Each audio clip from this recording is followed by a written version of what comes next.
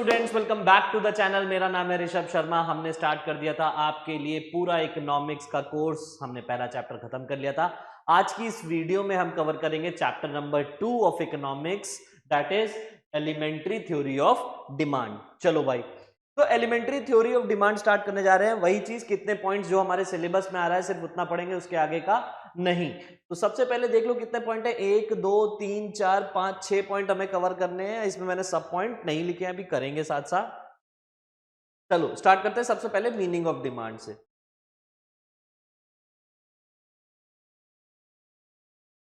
बहुत आसान चैप्टर है ये और बहुत स्कोरिंग चैप्टर है, ठीक है। देखो, डिमांड, जब भी डिमांड की बात आती है कि what is a demand, demand से सबसे पहले एक चीज आती है कि हमारी डिमांड जो हम करते हैं, ठीक है, as a consumer.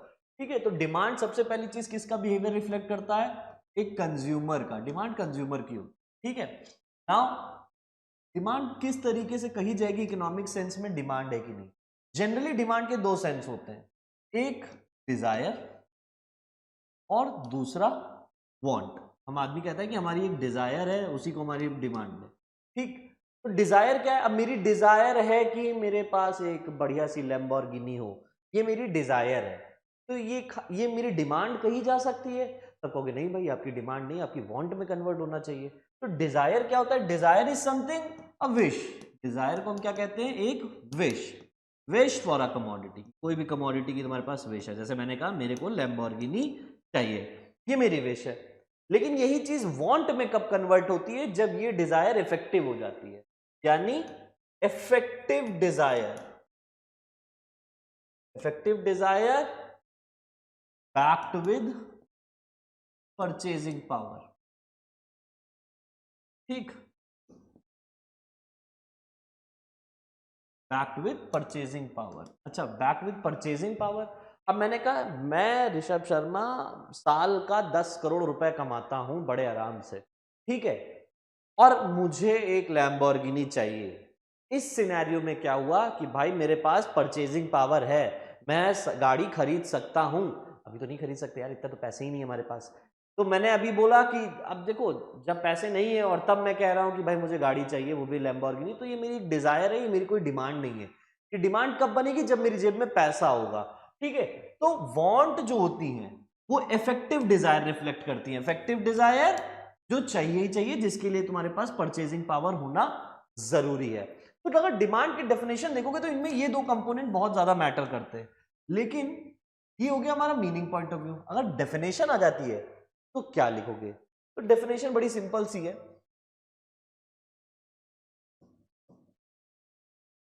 Quantity of a commodity, quantity of a commodity that a consumer is willing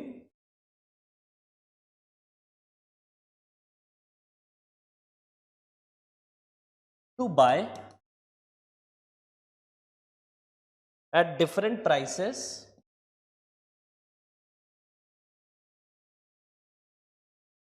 at a given time instead of time, ठीक। ठीक, क्वांटिटी ऑफ अ कमोडिटी जो कंज्यूमर विलिंगली चाहता है अलग अलग प्राइसेस पे एक पर्टिकुलर पॉइंट ऑफ टाइम पे। एग्जाम्पल क्या हुआ? एग्जाम्पल जैसे लिख लो, an individual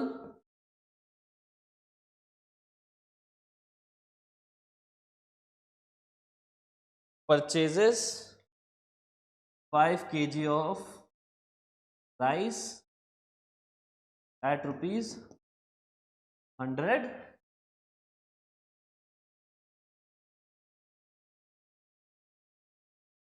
for a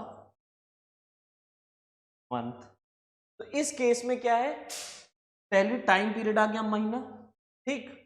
price आ गया 100 रुपए और डिमांड कितनी है? 5 किलो। तो 5 kilo is a demand, 100 rupees is a price, month is a time period. Every component of demand definition is present in this example. ठीक, कह रहा है क्या कि कितनी क्वांटिटी चाहिए कंज्यूमर को जो वो विलिंगली खरीदना चाहता है पर्टिकुलर प्राइस पे अलग अलग टाइम फ्रेम में या डिफरेंट पीरियड ऑफ टाइम या at a given period of time. अब वो महीना भी हो सकता है, मंथली डिमांड भी हो सकता है, डेली कंजम्पशन हो सकता है, half yearly demand, annual demand, वो सब तरीके से। तो यहाँ पर at a given period of time हो गया। ठीक, आओ भाई, पहला पॉइंट हमारा खत्म। ठीक, डिमांड जनरली दो टर्म से बनता था, एक डिजायर और एक वांट्स। लेकिन कोई भी डिजायर डिमांड नहीं होती, तो भाई विश तो कभी भी खत्म नहीं होगी। हाँ, जब तक तुम्हारी जेब में पैसा ना हो। इफेक्टिव डिजायर तभी होती है जब तुम्हारे पास परचेजिंग पावर आ जाती है, और जब परचेजिंग पावर आ जाती है तब तुम अपनी विलिंगली गुड्स खरीदते हो, है ना, अपनी मर्जी से। Quantity of a commodity that a consumer is willing to buy. समझ लो इतनी सी बात, डिमांड कंज्यूमर के बारे में होता है, और डिमांड तब तक नहीं होता जब तक तुम्हारी डिजायर जो है वो इफेक्टिव ना हो जाए, जेब में पैसा ना आ जाए। अब तुम्हारे पास डिजायर्स बहुत सारी हैं लेकिन खरीदने की पैसे की वो नहीं है आपके पास, क्या कह रहा हूँ, खरीदने के लिए पैसा नहीं है आपके पास। ठीक है, तो आप किस तरीके से कहेंगे कि आपकी डिमांड है? ठीक है, डिमांड इकोनॉमिक सेंस में तभी होगी जब तुम्हारे पास जेब में पैसा होगा। पहला पॉइंट हमारा क्लियर, मीनिंग ऑफ डिमांड। इसके बाद सेकंड पॉइंट आता है टाइप्स ऑफ डिमांड। ओ भाई, टाइप्स ऑफ डिमांड बताओ कितने तरीके की टाइप्स हैं। सबसे पहला है हमारा जॉइंट डिमांड,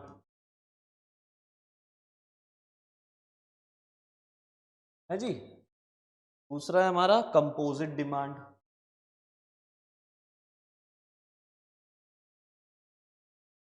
तीसरा है डायरेक्ट डिमांड, चौथा है डिराइव्ड डिमांड, और पांचवा है competitive demand.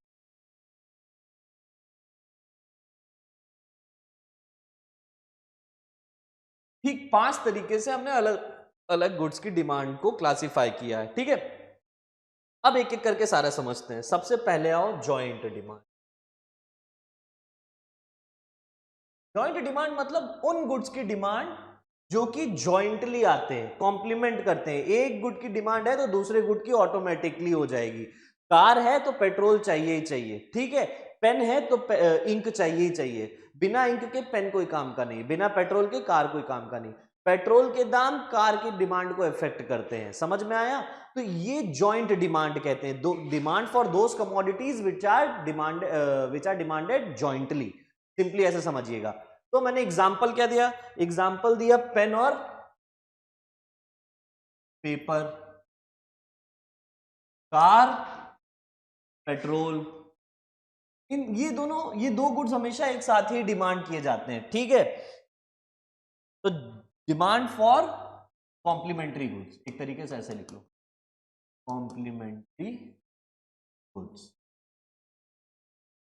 Which are, complementary goods कौन से होते हैं? गुड्स विच आर डिपेंडेंट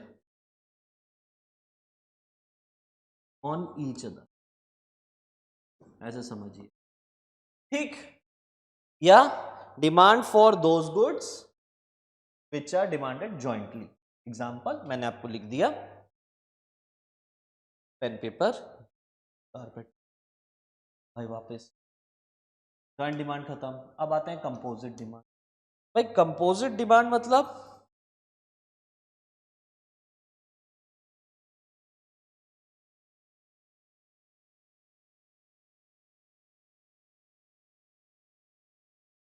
उन गुड्स की डिमांड जिनके कई सारे यूजेस होते हैं। जैसे मैंने कहा मिल्क, मिल्क की डिमांड चाय बनाने के लिए भी होती है, घी बनाने के लिए भी होती है, बटर बनाने के लिए भी होती है ना, कई सारी चीजें। अब मिल्क एक ऐसा प्रोडक्ट है जिसकी डिमांड कई तरीके की चीजों से है, स्वीट्स बनाने के लिए भी होती है। तो अब मैंने क्या बोला कि सपोज करो in the season of Rakshabandhan, Rakshabandhan या फेस्टिवल सीजन, कोई भी फेस्टिवल सीजन के टाइम की अगर आप बात करो तो क्या होता है प्राइसेस ऑफ मिल्क राइजेस। क्यों? क्योंकि फेस्टिवल सीजन पे स्वीट्स की डिमांड बढ़ जाती है। अब sweet is a by product जो मिल्क से बनता है, ऑटोमेटिकली मिल्क के प्राइस भी बढ़ जाते हैं। समझ में आई बात? तो उन चीजों की डिमांड, उन गुड्स की डिमांड जिनके मल्टीपल यूजर्स होते हैं। ठीक है, समझ में आ गए यहां तक? अब फटाफट लिखो, demand of a commodity which can be put to several users. Demand, it composite demand क्या होता है? It refers to demand for a commodity which can be put to multiple uses। ठीक है, अब एक मैंने बता दिया, चलो एक और एग्जांपल ले लो इसका। जैसे फॉर एग्जांपल मैंने कहा हमारे को कोल चाहिए होता है। कोल की डिमांड क्यों है? क्योंकि भाई कोल चाहिए गवर्नमेंट को, चाहिए ना, गवर्नमेंट को इंडस्ट्रीज चलानी है, गवर्नमेंट पब्लिक सेक्टर मीटिंग्स चलाने हैं, इंडस्ट्रीज को भी चाहिए क्योंकि उनको मैन्युफैक्चरिंग करनी है ना, एक आम जनता को भी चाहिए, हाउस होल्ड हमारे जैसे लोग, है ना। कोल चाहिए इलेक्ट्रिसिटी जनरेशन के लिए। तो तुम ये कह सकते हो कि कोल के मल्टीपल यूजेस हैं, है ना, मल्टीपल यूजेस। तो कोल की डिमांड किस तरीके की डिमांड है? Composite demand. क्लियर? आगे बढ़ो भाई। अब एक काम करो, मैंने कोल और मिल्क बता दिया है, एक और एग्जांपल तुम सोचो और कमेंट सेक्शन में पोस्ट कर दो फटाफट। आओ आगे। तीसरी होती है हमारी डायरेक्ट और ऑटोनॉमस डिमांड। अच्छा, डायरेक्ट और ऑटोनॉमस डिमांड का मतलब क्या होता है? डायरेक्ट मतलब डायरेक्ट कंजम्पशन के लिए चाहिए, सीधा कंज्यूमर को ही चाहिए, कंज्यूमर इससे डायरेक्टली खुद की नीड सेटिस्फाई करता है। अब जैसे सपोज करो मेरे लिए प्राइमरी नीड्स क्या होंगी, या किसी के लिए भी कोई प्राइमरी नीड्स क्या होंगी, या प्राइमरी वांट्स क्या होंगी। प्राइमरी वांट्स की अगर हम बात करें तो वो होती है रोटी कपड़ा और मकान, फूड, क्लोथिंग, शेल्टर, राइट। और ये अब किसी भी कंज्यूमर को डायरेक्टली चाहिए होती है ताकि उसकी नीड सेटिस्फाई हो। तो इनको बोलते हैं direct demand, demand for those goods which satisfy the needs of a consumer directly. ठीक, लिख लो फटाफट। Commodities which are directly demanded by the commodities which are directly demanded by the consumer for satisfying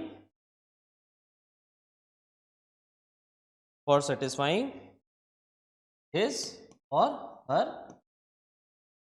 wants। ठीक, example मैंने क्या बताया? Primary wants की demand या प्राइमरी गुड्स की डिमांड। और प्राइमरी गुड्स क्या हो सकते हैं?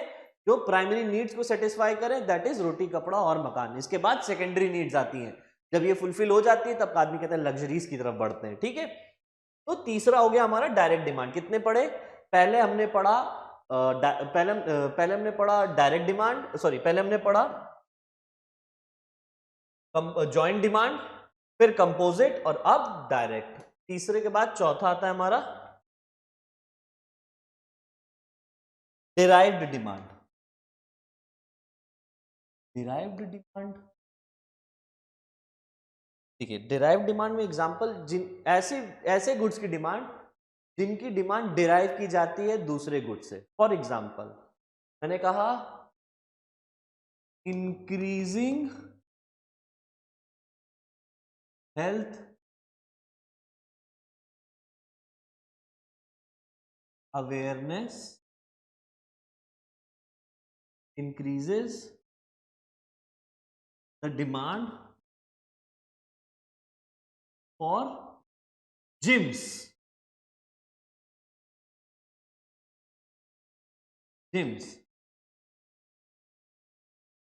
in your locality। अब देखो, हेल्थ अवेयरनेस थी तो जिम की डिमांड बढ़ गई, जिम की डिमांड बढ़ गई तो हेल्थ प्रोडक्ट्स की डिमांड बढ़ गई, हेल्थ प्रोडक्ट्स जैसे कि multivitamin, fish oil,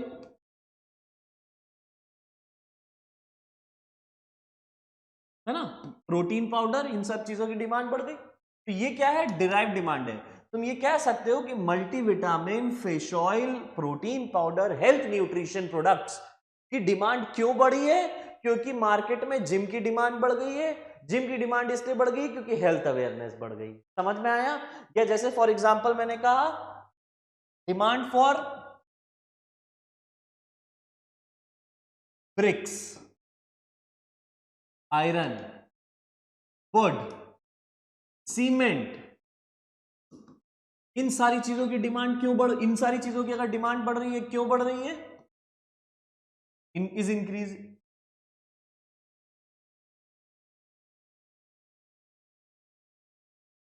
demand for bricks, iron, wood, cement is increased as the demand for residential houses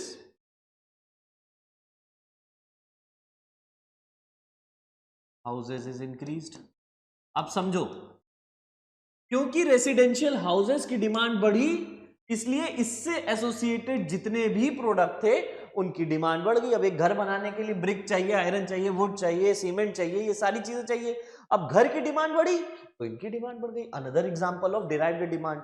तो डिराइव्ड डिमांड की डेफिनेशन क्या कहती है? डिराइव्ड डिमांड की डेफिनेशन कहती है it is derived from the demand of other goods. Derived demand refers to the demand of commodities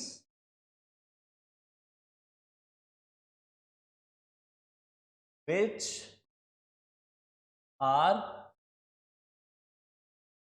derived from the changes in demand for other commodities। ठीक, demand for commodities which are derived from the change in the demand for other commodities। Example दोनों में से कोई भी लिख दे। ठीक है, आगे बढ़ो। आखिरी आखिरी हमारा कॉम्पिटेटिव डिमांड। देखो फिफ्थ है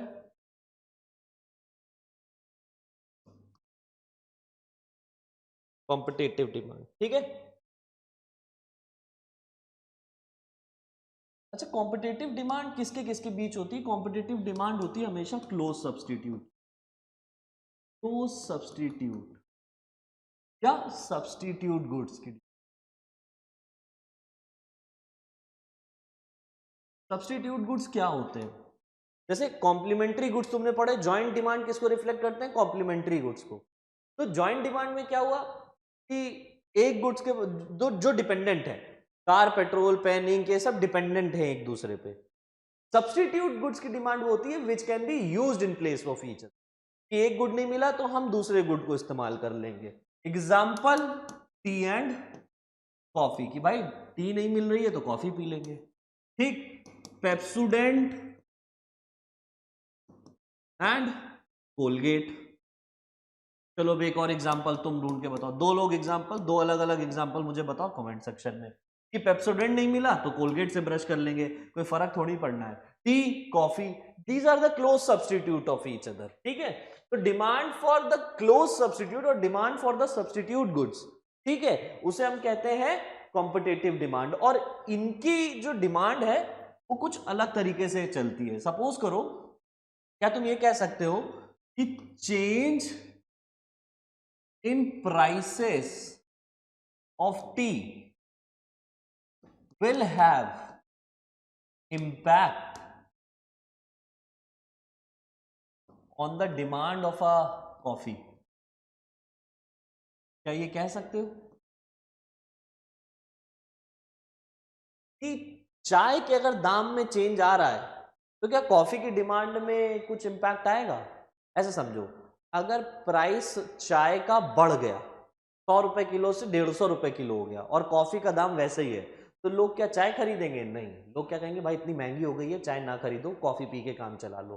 तो चाय के दाम बढ़े और डिमांड किसकी चेंज हो रही है? कॉफी की। इसलिए हम इनको सब्सटीट्यूट गुड्स कहते हैं। और क्रॉस डिमांड, इनकी जो डिमांड होती है वो इंपैक्ट करती है प्राइसेस के दूसरे गुड्स पे। ठीक है, टी के प्राइसेस इंपैक्ट कर रहे हैं कॉफी की डिमांड, इसीलिए इसको एक और चीज कहा जाता है जिसे हम कहते हैं क्रॉस डिमांड। क्या कहते हैं? Cross demand.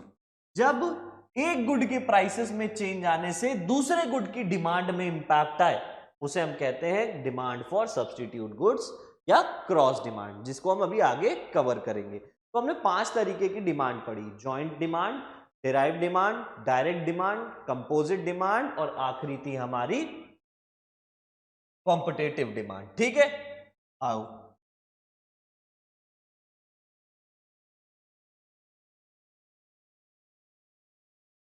चलो भाई, टाइप्स ऑफ डिमांड खत्म। अब इंडिविजुअल और मार्केट डिमांड पे आओ।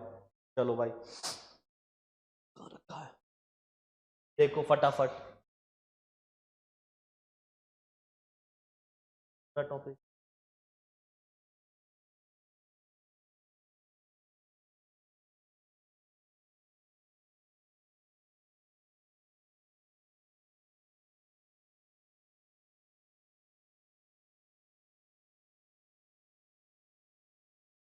डिमांड को भी 2 तरीके से,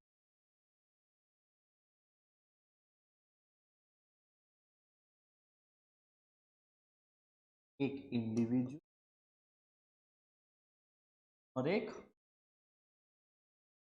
कैसे समझेंगे? ऐसे समझेंगे। Individual demand as a name suggest, individual, किसी एक इंडिविजुअल हाउस होल्ड की डिमांड, डिमांड फॉर इंडिविजुअल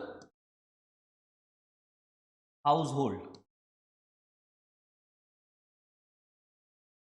ठीक, एक इकलौते इंडिविजुअल हाउस होल्ड की डिमांड, या quantity of a commodity which an individual household is willing to buy at different possible prices। अब पूरी डिमांड की डेफिनेशन में अगर चाहोगे कि नहीं समझ में आ रहा, पूरी डेफिनेशन लिखनी है, तो पूरी डिमांड की डेफिनेशन देखो। कह रहा है कि अगर इंडिविजुअल डिमांड है तो क्या होगा? Quantity of a commodity that a consumer, यहां पर क्या होगा? That an individual household is willing to buy at different price at given period of time. और इसमें क्या होगा? तो क्या होगा? अगर मैंने कहा इंडिविजुअल डिमांड रिफ्लेक्ट करती है सिर्फ एक इंडिविजुअल हाउस होल्ड की डिमांड, तो मार्केट डिमांड क्या रिफ्लेक्ट करेगी? पूरी मार्केट में जितने भी हाउस होल्ड हैं, जितने भी कंज्यूमर हैं, उनकी डिमांड। इंडिविजुअल डिमांड एक कंज्यूमर की demand, market demand demand for all the consumers in the market, यानी demand for all the households in the market, ऐसे समझ लो। क्लियर? आगे बढ़ो भाई। अब डेफिनेशन लिखना चाहो तो पूरी quantity demanded by a commodity, quantity of a commodity demanded by a consumer की जगह सिर्फ एक हाउस होल्ड लगा दो, और फिर पूरी डेफिनेशन में अगर मार्केट है तो सिर्फ ऑल द हाउस होल्ड्स लगा दो। बात खत्म। पूरी डिमांड की डेफिनेशन में सिर्फ ये 2 वर्ड यूज करो, इंडिविजुअल और मार्केट डिमांड की डेफिनेशन क्लियर। अब शेड्यूल देख लो दोनों का क्या है।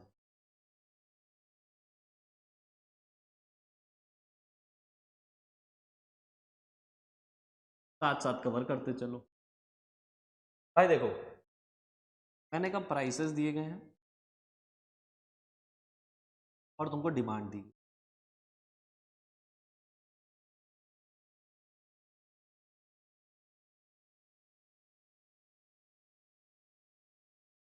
एक 1 2 3 4 5,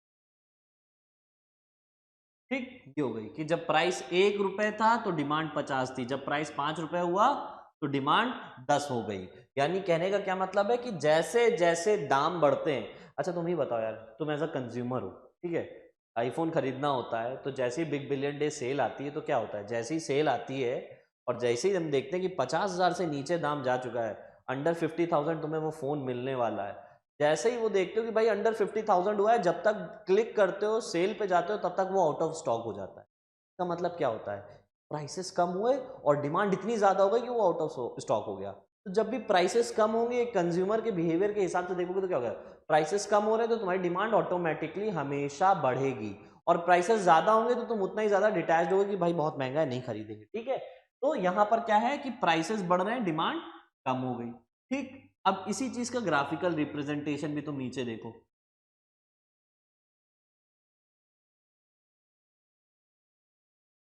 हम हमेशा वाई एक्सिस प्राइसेस रखते हैं और एक्स एक्सिस पे हमने लिखा यूनिट ऑफ कमोडिटी या क्वांटिटी ऑफ अ कमोडिटी। ठीक, अब डिमांड क्या है, ऐसे चल रही है, ध्यान से देखिएगा।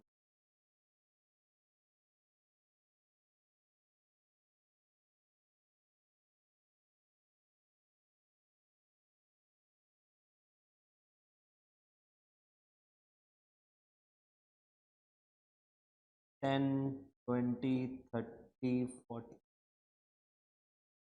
1, 2,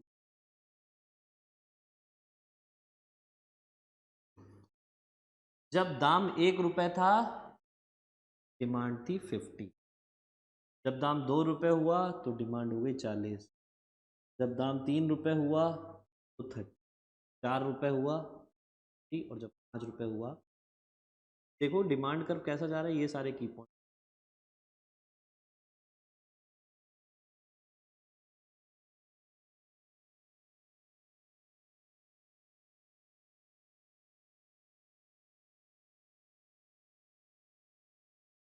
ये हमारा कुछ इस तरीके से demand curve, demand of commodity, जो रिफ्लेक्ट करता है एक इंडिविजुअल कंज्यूमर कि जैसे जैसे प्राइसेस बढ़ रहे थे, सॉरी प्राइसेस कम हो रहे हैं,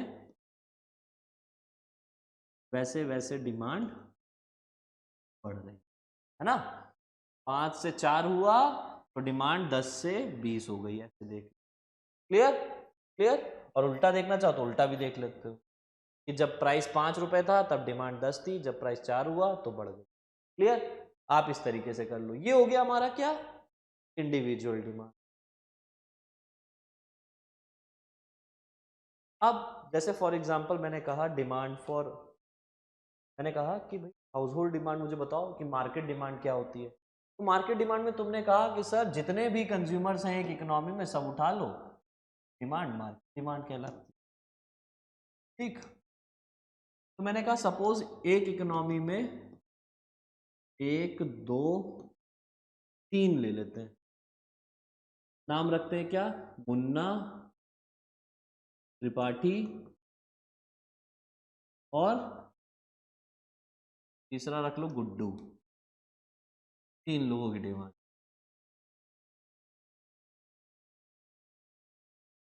मैंने कहा प्राइसेस भाई 1, 2, 3, 4, 5, अब देखो प्राइसेस बढ़ रहे हैं तो डिमांड क्या होगी, बढ़ेगी कि घटेगी, घटेगी।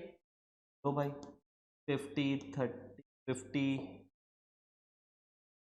40, 30, 10, ठीक, 20, 50, 10, 5, 1, ठीक, 5, 4, 3, 1, इस तरीके से। अब मैंने कहा अलग अलग टाइम पे जब भी देखोगे, चाहे मुन्ना हो, चाहे त्रिपाठी हो, चाहे गुड्डू हो, प्राइस बढ़ रहा है, डिमांड कम हो रही है। मार्केट डिमांड तुम्हें कैसे निकालोगे भाई, मार्केट डिमांड लिख लो। मार्केट डिमांड निकालना, मैंने कहा एक पर्टिकुलर प्राइस पे मार्केट में क्या डिमांड चल रही है। तो जब प्राइस 1 रुपए था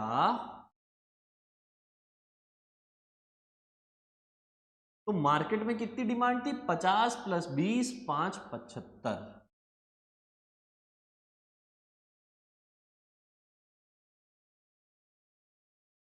70, ऐड कर दो सबकी मार्केट, ठीक, 50, ठीक, 40, 3, 30 + 10, 40 + 3, 43, ठीक, 20 + 5 + 2 = 27, 10 + 1 + 1 = 12। अगेन सेम चीज देखोगे, डायरेक्शन वही है, प्राइसेस बढ़ रहा है तो डिमांड में भी गिरावट हो रही है, ठीक है। Prices are increasing so the demand for a particular commodity in the market are decreasing. बहुत सिंपल सा फंडा चल रहा है। लेकिन हम मार्केट डिमांड, जैसे हमने इंडिविजुअल डिमांड को, जैसे अब जिसको, जैसे हमने यहां पर एक पर्टिकुलर एक कंज्यूमर की डिमांड थी तो हमने एक ग्राफ बनाया था। अब यहाँ पर तो मुन्ना, त्रिपाठी, गुड्डू 3 लोग हैं और मार्केट डिमांड है तो तुम्हें मार्केट डिमांड रिफ्लेक्ट करनी पड़ेगी। यहाँ पर कुछ इस तरीके से डायग्राम बनेगा।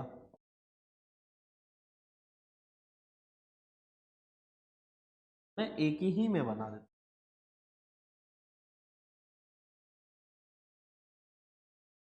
जैसे ये प्राइसेस दिए आपको, कौन, अब चाहे गुड्डू हो, चाहे त्रिपाठी हो, चाहे मुन्ना हो, एक चीज तो क्लियर हो गई है कि दाम बढ़ रहे हैं तो प्राइस बढ़ रहे हैं तो डिमांड कम होगी, यानी दोनों का रिलेशन नेगेटिव है। एक चीज बढ़ रही है, एक चीज घटेगी। ये हम मान लेते हैं सपोज किसका, डिमांड कर्व ऑफ मुन्ना। ये हम मान लेते हैं किसका, डिमांड कर्व ऑफ त्रिपाठी। और हम ये मान लेते हैं डिमांड कर्व ऑफ गुड्डू। चाहे किसी भी लेवल पे देखो, है ना,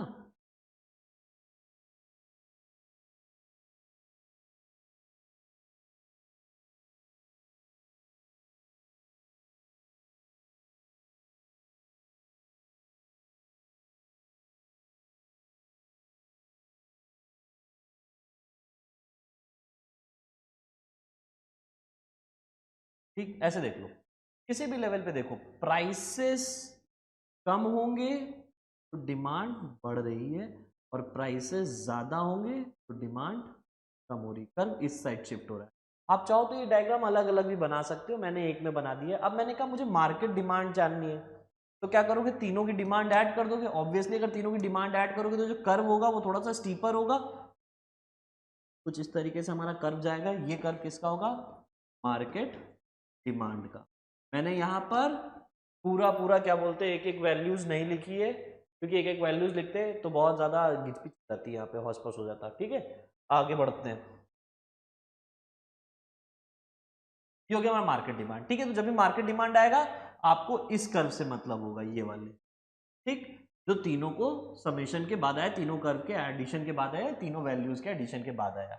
यहां पर हमारा खत्म होता है एक और टॉपिक जिसे हम कहते हैं इंडिविजुअल और मार्केट डिमांड।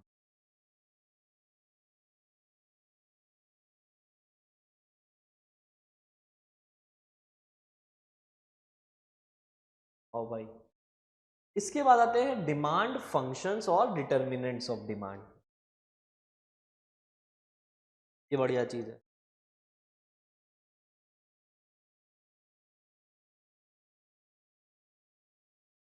डिमांड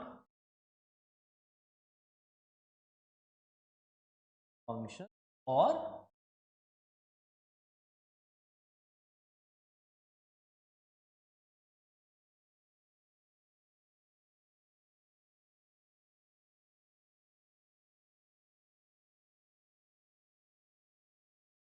चलो लिख लो फटाफट।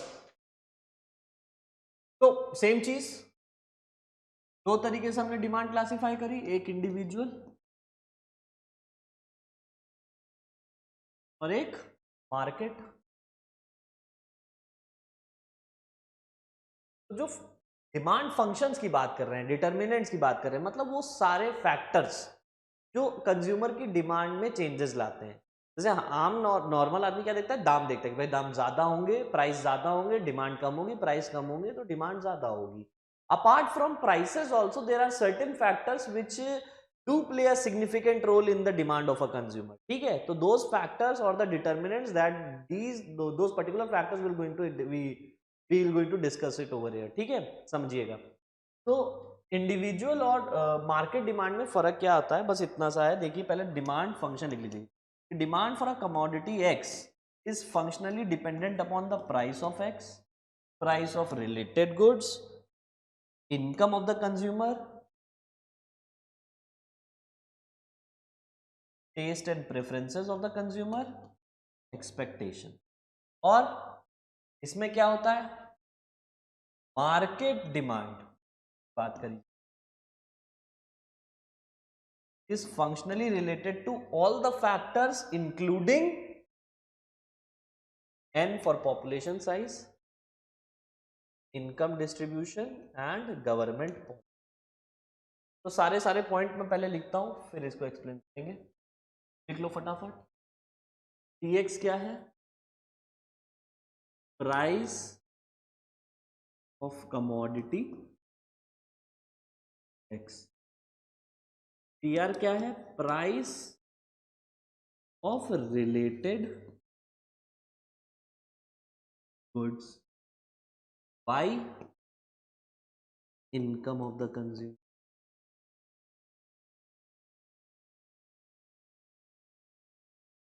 T taste and preference of the consumer. E expectations of the consumer. ठीक, expectations related to prices. N stands for population. YD stands for income distribution.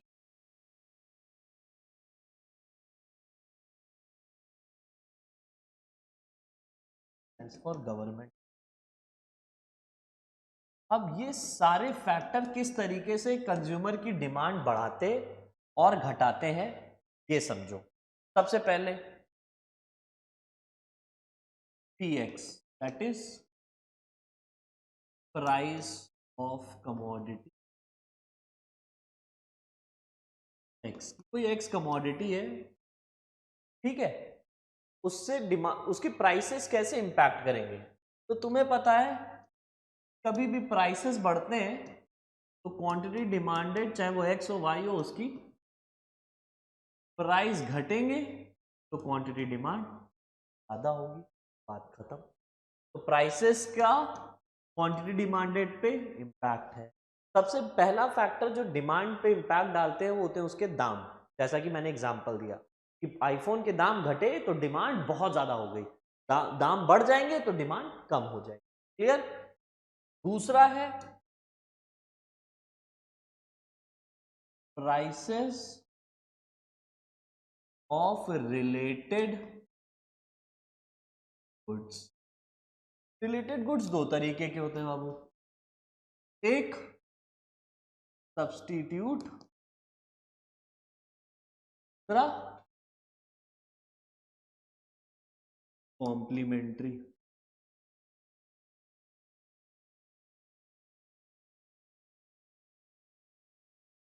Now example, tea and coffee हमने ले लिया substitute का example. Complementary क्या होता था, जो dependent होते हैं एक दूसरे पे, जैसे कार और पेट्रोल. ठीक. नाउ अभी तुमने पढ़ा था कॉम्पिटेटिव डिमांड पढ़ते वक्त कि कॉम्पिटेटिव डिमांड किससे रिलेटेड होती है. कॉम्पिटेटिव डिमांड रिलेटेड होती है सब्स्टिट्यूट गुड से. अब तुमने बताया कि क्रॉस डिमांड है, मैंने कहा ठीक है क्रॉस डिमांड. तुमने कहा सर जब टी के दाम बढ़ते हैं तो कॉफी की डिमांड बढ़ जाती है. तो ये होता है डिमांड का relation in the related goods. तो with respect to increase in prices of one commodity,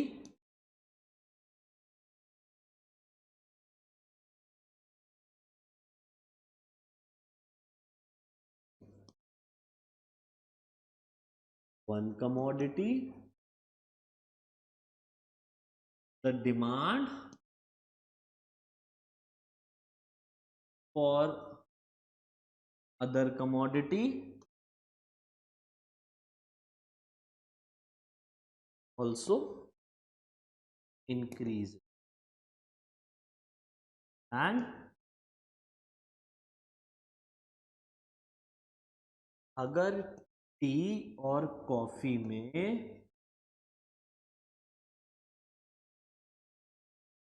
T के प्राइसेस अगर बढ़ रहे हैं तो क्वांटिटी डिमांड कॉफी की बढ़ जाएगी, और टी के प्राइसेस कम होंगे तो क्वांटिटी डिमांड कॉफी की कम हो जाएगी।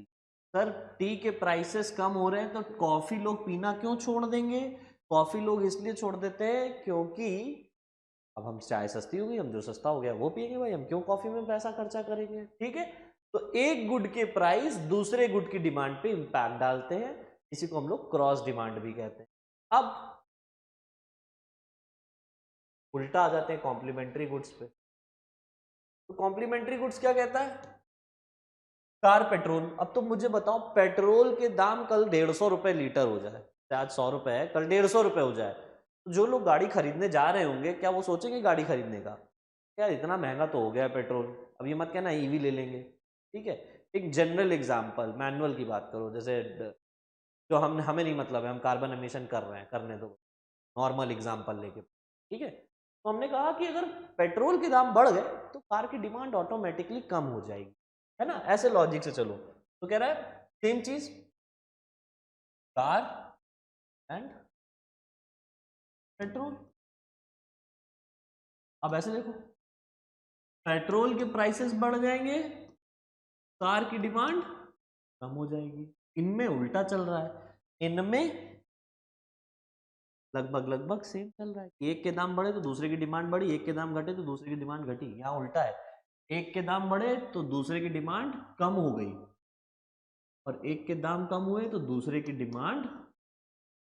क्लियर कि these goods are dependent on each.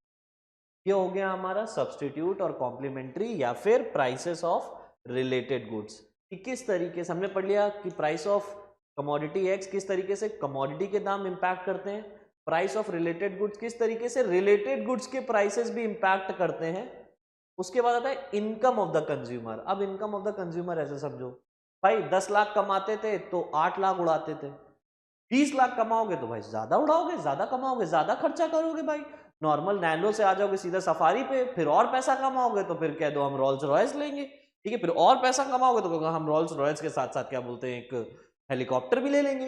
यार इनकम जो है वो बड़ा रोल प्ले कर रही है। अब अमिताभ बच्चन को कतई फर्क नहीं पड़ता है कि तेल के दाम क्या चल रहे हैं, क्यों नहीं फर्क पड़ता है? क्योंकि उसको पता है जितने भी हो यार, रोल्स रॉयस खड़ी हुई है गाड़ी में, तेल तो बढ़वाना ही भरवाना है। ठीक है, तो समझ में आया इनकम ऑफ द कंज्यूमर क्या कहता है? With respect to increase in income, Y stands for income of the consumer.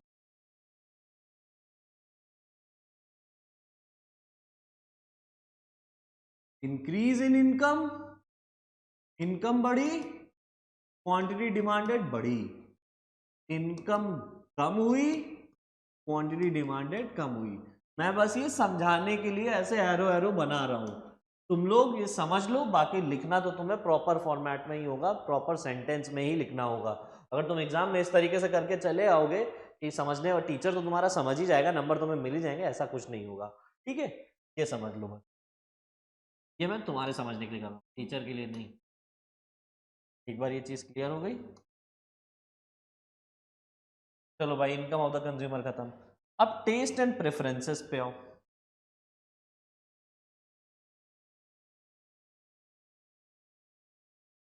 Test and preference है ना। तो सपोज करो कई फैक्टर्स होते हैं, विंटर्स में तुम्हारा टेस्ट अलग हो जाता है, समर्स में तुम्हारा टेस्ट अलग हो जाता है। भाई विंटर्स की अगर बात करोगे तो तुम वुलन पहनोगे, तब वहां टी शर्ट्स की प्राइसेस क्या होंगे, कम होंगे, और डिमांड तब भी नहीं होगी। ठीक, और समर्स में क्या होता है, वुलन कौन पहनता है, तब तो टी शर्ट्स पहनेंगे, तब उसकी डिमांड बढ़ जाती है। सीजनल फैक्टर्स होते हैं, और ये जो फैक्टर्स होते हैं ये दो तरीके से क्लासिफाई होते हैं।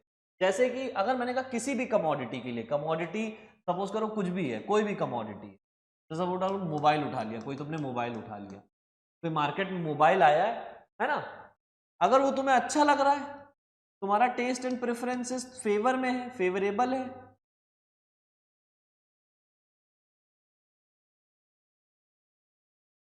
फेवरेबल है, तो उस पर्टिकुलर चीज की क्वांटिटी डिमांड क्या होगी, बढ़ जाएगी। प्राइस गया ऐसी तैसी, प्राइस से कोई मतलब ही नहीं, हमें पसंद आ गया हम ले लेंगे। और अगर टेस्ट एंड प्रेफरेंसेस फेवर में नहीं है, अनफेवरेबल है, एज अ कंज्यूमर तुम बताओ, तुम्हारे को कोई चीज मोबाइल आया तुम्हें नहीं अच्छा लग रहा है, तुम उसको खरीदोगे? नहीं खरीदोगे, क्वांटिटी डिमांड कम हो जाएगी। भाई एक फोन आया था जिसमें पीछे बहुत ढेर सारी बत्तियां जलती थी, है ना, पता नहीं एक बड़ी कंपनी थी, कौन सी थी, आई थिंक वन प्लस का आया था, नाम नहीं आता है, कोई कंपनी ऐसी थी जिसमें बहुत सारी पीछे एलईडी लाइटें, नथिंग नथिंग फोन था वो, ठीक है, सब एक ही है लगभग, सब एक ही को फोन करता है। तो उसमें क्या था, लोगों को फोन नया था लेकिन लोगों को इतना समझ नहीं आया, लोगों ने खरीदा नहीं डिमांड। लेकिन अगर कोई चीज़ ऐसा फ़ोन आ जाता है जिसके लिए इतना क्रेज़ है, अब तुम समझ जाओ कौन सा फ़ोन होगा वो जिसके लिए क्रेज़ होता है मार्केट, ठीक है? नहीं समझे हो तो भी बताओ, समझ गए हो तो भी कर दो यार।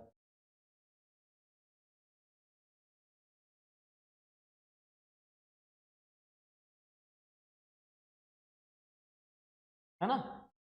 तो favourable taste and preferences raises the demand, unfavourable taste and preferences decreases the demand. Expectations, आखिरी पॉइंट, स्टैंड्स फॉर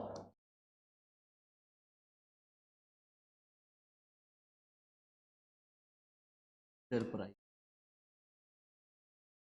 प्राइस, अब कंज्यूमर एक्सपेक्टेशंस बहुत बढ़िया रोल प्ले करती है भाई डिमांड में। सपोज करो तुम्हें पता है कि बिग बिलियन डे सेल आने वाली है 10 दिन में, अगर जैसे सपोज करो बिग बिलियन डे सेल आने वाली है और तुम्हें खरीदनी है जीन्स, तो तुम क्या आज खरीदोगे कि बिग बिलियन डे इसका आने का? तुम इंतजार करो। यानी क्यों इंतजार करोगे? क्योंकि तुम्हें भी पता है कि फ्यूचर में प्राइसेस कम हो जाएंगे। तो अगर हमें लग रहा है कि फ्यूचर में प्राइसेस कम हो जाएंगे तो हम अपनी करंट डिमांड कम कर लेंगे।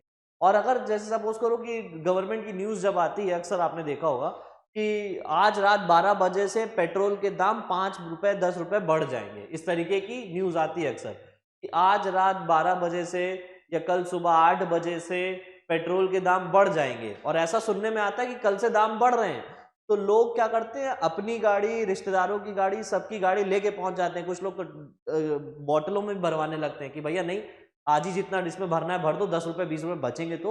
यानी क्या हो गया कि अगर तुम्हें एक्सपेक्टेड है कि फ्यूचर में प्राइसेस कम होंगे तो तुम अपनी करंट डिमांड कम कर लोगे।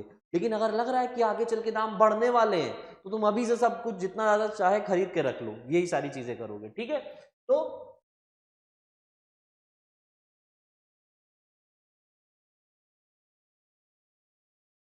ठीक, तो अगर फ्यूचर एक्सपेक्टेशन में है, expectation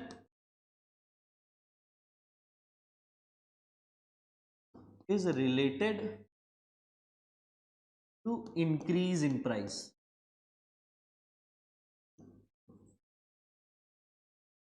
expectation is related to increase in price, तो क्या होगा? There will be increase in demand, ठीक। और अगर ये कह रहा है, एक्सपेक्टेशन है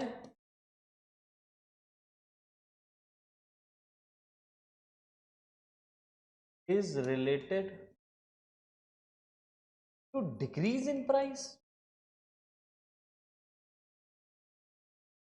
कमोडिटीज के प्राइसेस कम होने वाले हैं तो तुम्हारी करंट डिमांड क्या होगी? कम हो जाएगी। करंट डिमांड विल,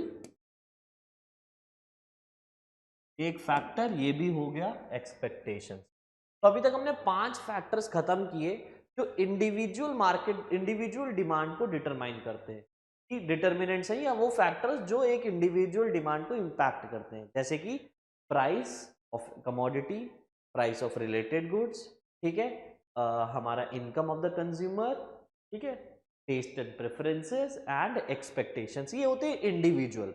अब अगर मार्केट की बात करते हैं तो मार्केट में ये सारी चीजें तो होती ही होती हैं, 3 और चीजें जुड़ जाती हैं जो हमने कवर की थी। कौन सी थी वो 3 चीजें?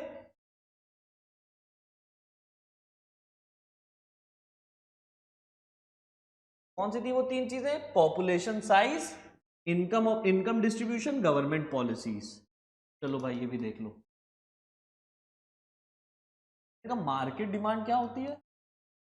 Market demand of commodity X is equal to functionally related to price of X, price of related goods, है ना?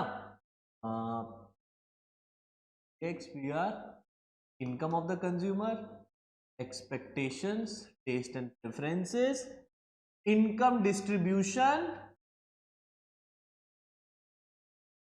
population size and और गवर्नमेंट पॉलिसी। तीन चीजें और जुड़ गई और ये तीन चीजें पढ़ लो फटाफट। सबसे पहले पढ़ेंगे हम वाईडी। वाईडी होता है हमारा income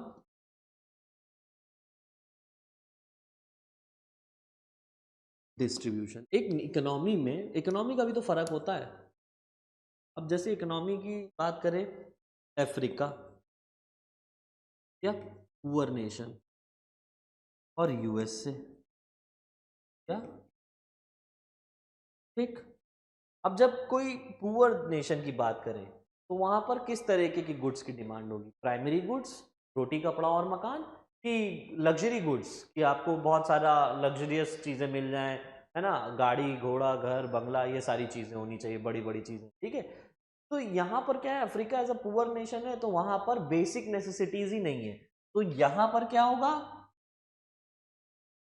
demand for primary goods, यहां पर प्राइमरी गुड्स की डिमांड होगी। और USA as a rich nation है तो यहां पर क्या होगा? सेकेंडरी गुड्स की डिमांड यानी लग्जरीज की डिमांड होगी। ठीक, क्लियर? क्लियर, आगे बढ़ो भाई। Next,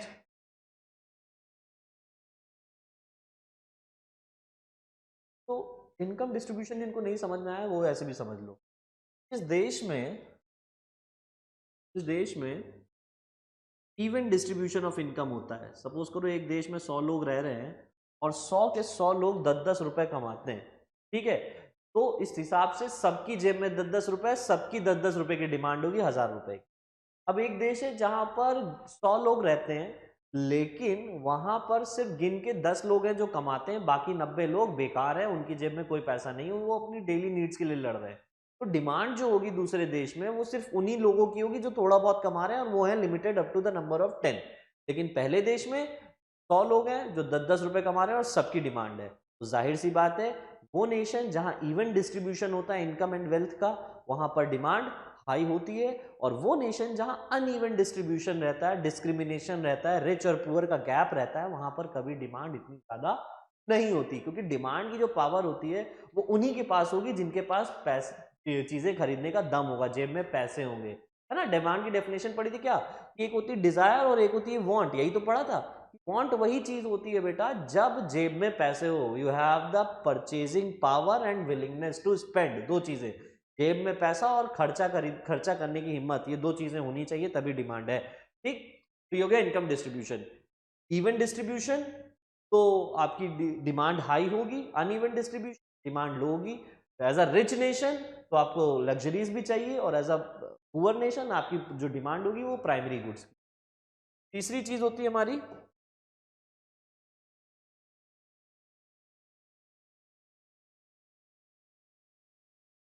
N stands for population size. तो पॉपुलेशन साइज से भी मैटर कर सकते हो। दो नेशन है ना, श्रीलंका, इंडिया, हटो हटाओ श्रीलंका हटाओ, पाकिस्तान, ठीक। असल और नकल, यहाँ की पॉपुलेशन है 142 सीआर, यहाँ की पॉपुलेशन है क्लोज टू 20 सीआर। किस देश की डिमांड ज़्यादा होगी? जाहिर सी बात है इंडिया की ज़्यादा होगी एज कंपेयर टू पाकिस्तान। ठीक, आगे बढ़े। तो ये हो गया population size. Population size as well as composition, कभी कभी कंपोजिशन भी होता है कि आपके देश में कितने औरतें हैं, कितने आदमी हैं, कितने बच्चे हैं, मेल फीमेल चिल्ड्रन और ओल्ड एज। तो अगर मैंने कहा एक इकोनॉमी में सपोज करो males are less than females, तो फीमेल पॉपुलेशन ज़्यादा है, मेल पॉपुलेशन कम, तो वो सारे प्रोडक्ट जो फीमेल यूज करती हैं, है ना, मेकअप, ठीक है, फीमेल मेकअप जनरली ऐसे नहीं बोल सकता मैं, लेकिन हाँ सच तो है ना। तो फीमेल पॉपुलेशन जो भी प्रोडक्ट यूज करती है, ठीक है, फीमेल क्लोथिंग, ठीक है, उनके मेकअप का सामान और XYZ, भाई अपना इंटरेक्शन तो है नहीं, फिर तो ज़्यादा नहीं पता, बस इतना पता है, वो भी देख देख के ही सीखा है ये सब, ठीक। तो मेल्स में अगर मैंने कहा फीमेल पॉपुलेशन ज़्यादा है, तो भाई वो प्रोडक्ट जो फीमेल इस्तेमाल करती है, जो फीमेल जनता इस्तेमाल करती है, उसकी डिमांड ज़्यादा होगी। बच्चे ज़्यादा है किसी इकोनॉमी में, तो भाई वहाँ बेबी प्रोडक्ट्स, है ना, जॉनसन एंड जॉनसन के प्रोडक्ट बिक रहे हैं, नैपीज बिक रही हैं, समझ में आया। तीसरा हो गया गवर्नमेंट। गवर्नमेंट किसी गुड्स की डिमांड पे किस तरीके से इम्पैक्ट करती है, देखो फटाफट।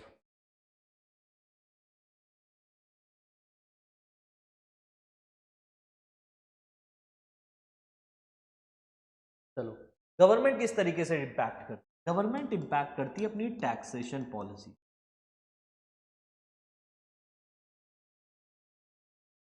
गवर्नमेंट इम्पैक्ट करती है अपनी टैक्सेशन पॉलिसीज। अब सपोज करो कल को आईफोन पे हाई टैक्सेस लगने लग जाए, हाई टैक्स लगेंगे तो उसका प्राइस बढ़ जाएगा, और जब प्राइस बढ़ जाएगा तो उसकी डिमांड कम हो जाए। और कहीं लो टैक्स है, गवर्नमेंट ने टैक्स कम कर दिए, तो प्राइस कम हो जाएगा, तो डिमांड बढ़ जाएगी। समझ में आया गवर्नमेंट किस तरीके से इंटरवीन करती है। टैक्सेस बढ़ा दिए तो भाई डिमांड कम, टैक्सेस कम कर दिए तो डिमांड ज़्यादा, टैक्सेस कम कर दिए, सब्सिडीज दे दी, तो भाई किसी भी चीज़ को बनाने में दाम नहीं कम लगेगा, कॉस्ट कम हो जाएगी। ये सारी चीज़ें इंपैक्ट करती हैं हमारी डिमांड को। अब यहां तक हमने जो टॉपिक कवर किया है वो है हमारा डिटर्मिनेंट्स ऑफ डिमांड। इस वीडियो में हमने यहां तक के सारे टॉपिक कवर कर लिए हैं। अगली वीडियो में हम कवर करेंगे दो important topic, law of demand और चेंज इन डिमांड, और इसके बिहाइंड रीजंस जो होते हैं वो भी कवर करेंगे। ऐसा है कि इस टॉपिक को कवर करने से पहले ये सारे टॉपिक आपको बहुत अच्छे से याद हो जाने चाहिए, सबका रिवीजन करके रखो, सबके नोट्स बना के रखो। इसके बाद नेक्स्ट वीडियो में ये दोनों टॉपिक कवर करेंगे और इसी तरीके से नोट्स बनाएंगे ताकि हमें दोबारा किताब मिलेंगे नेक्स्ट क्लास में। Thank you.